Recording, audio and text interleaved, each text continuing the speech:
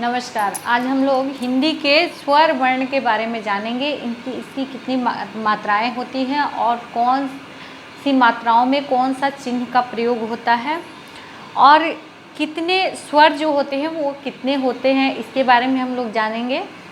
तो चलिए हम लोग देखते हैं हिंदी के स्वर वर्ण। देखिए, स्वर उन वर्णों को कहते हैं जिनका उच्चारण बिना अवरोध के होता है। इसके उच्चारण में किसी दूसरे वर्ण की सहायता नहीं लेनी पड़ती है। किसी भी स्वर को बोलने के लिए दूसरे वर्णों की सहायता नहीं लेनी पड़ती है। वे स्वतंत्र होते हैं, बिल्कुल ही स्वतंत्र रूप से बोले जाते हैं, क्योंकि जब मानव सीखता है, मनुष्य जब सीखना शुरू करता है तो स्वर वर्णों से ही सीखना शुरू करता है। उनकी ध्वनि ही जो होती है वो स्वर वर्ण निकलती है। तो देखिए, स्वर वर्णों की संख्या कितनी होती है? 11 होती है। स्वर वर्णों की संख्या 11 होती है। तो मैं पहले भी बता चुकी हूँ कि अ, आ, ई, उ, री, ए, ओ, औ होता है। तो कितने होते हैं वो? स्वर वर्ण 11 होते हैं। तो इसमें जो स्वर होते हैं वो कितने होते हैं? तो देखिए, हर स्वर इसको बोला जाता है। अ, ई, उ, री। हर स्वर में अ, छोटी ई, छोटा ऊ, इसको हम लोग क्या बोलते हैं? लघु। हर स्वर को बोलते हैं लघु और दीर्घ को बोलते हैं गुरु।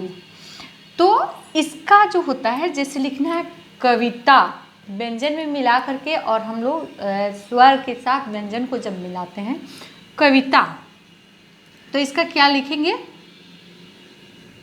कविता।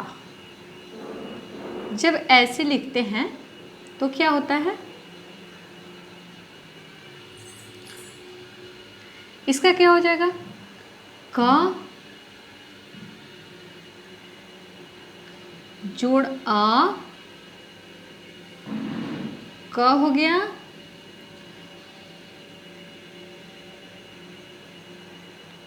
व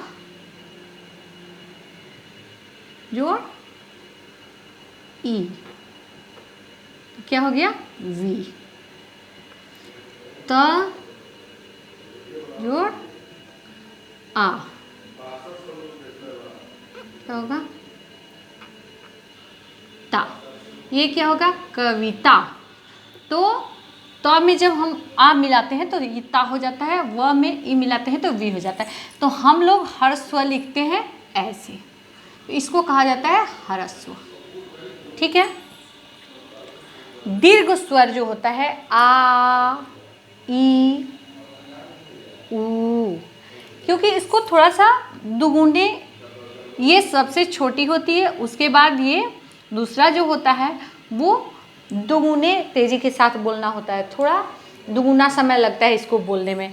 जैसे इसको बोलते हैं ई, इस ई को कैसे बोलेंगे? ई। तो ये ऐसा होता है। इसका क्या लिखने का तरीका है, इसके आकार कैसे होते हैं? जैसे चीनी, चलिए मैं बताती हूँ। चीनी, चीनी, इसमें क्या लगा है? च में जोड़ ई,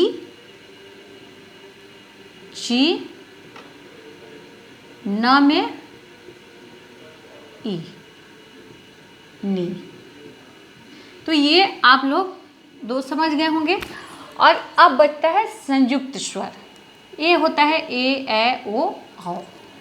अब चलिए इसको हम लोग देखते हैं मात्रा और भेद। मात्राएं 3 हैं, हर्ष, दीर्घ और प्लुत। तो हर्ष और दीर्घ को तो मैंने यहाँ ही समझा दिया। प्लुत क्या है इसके बारे में समझिए। जैसे दीर्घ हर्ष स्वर का है। वे स्वर मूल या हर्ष स्वर कहलाते हैं जिनकी उत्पत्ति दूसरे स्वरों से नहीं होती। दूसरे इसमें स्वर लगते ही नहीं, इसका स्वतंत्र रूप होता है और उसको कहते हैं अ, ई, उ, री। दीर्घ हो गया, किसी मूल या हर्ष स्वर को उसी स्वर के साथ मिलाने से जो स्वर बनता है वह दीर्घ स्वर कहलाता है। जैसे देखिए, अ जोड़ अ बराबर आ, ई जोड़ ई बराबर ई, उ जोड़ उ बराबर ऊ, अ जोड़ ई बराबर ए, अ जोड़ ए बराबर ए, अ जोड़ उ बराबर ओ, अ जोड़ ओ बराबर औ। तो ये दीर्घ हो गया। अब आते हैं हम लोग प्लुत पे। प्लुत हो गया, जिस स्वर के उच्चारण में तिगुना समय लगे उसे प्लुत कहते हैं। इसका कोई चिन्ह नहीं होता है, इसका चिन्ह होता ही नहीं है। इसके लिए हम लोग प्रयोग करते हैं तीन का, ऐसे ऐसे। तो ये मूलतः जो है वो संस्कृत में प्रयोग किया जाता है, हम लोग के हिंदी में बहुत कम ही प्रयोग किया जाता है, और ये मूलतः किया जाता है संस्कृत में ज़्यादातर प्रयोग में लाया जाता है। हम लोग हिंदी में कभी कभी इसका कहीं कहीं पे प्रयोग करते हैं। जैसे इसके लिए 3 का अंक लगाया जाता है, 3 अंक को लिख देते हैं, जिससे पता चलता है कि उसको तिगुना समय लेकर के और उसको पढ़ना है। जैसे ओ, ज़्यादा समय लगता है। इसमें हर स्वर जो है उसमें सबसे कम लगता है। फिर दीर्घ स्वर जब हम लोग करते हैं तो उसमें उससे दुगुना समय लगता है। जैसे इसका है ऊ, ऊ, इसका है ऊ, कहाँ है ऊ, इसका तिगुना लगता है ओ। तो ये हिंदी के स्वर वर्ण होते हैं, और उम्मीद करती हूँ कि आप लोग को समझ में आ गया होगा। अगर नहीं आता है तो फिर आप लोग कमेंट बॉक्स में जा कर के जो भी पूछना हो उसको पूछ सकते हैं। धन्यवाद।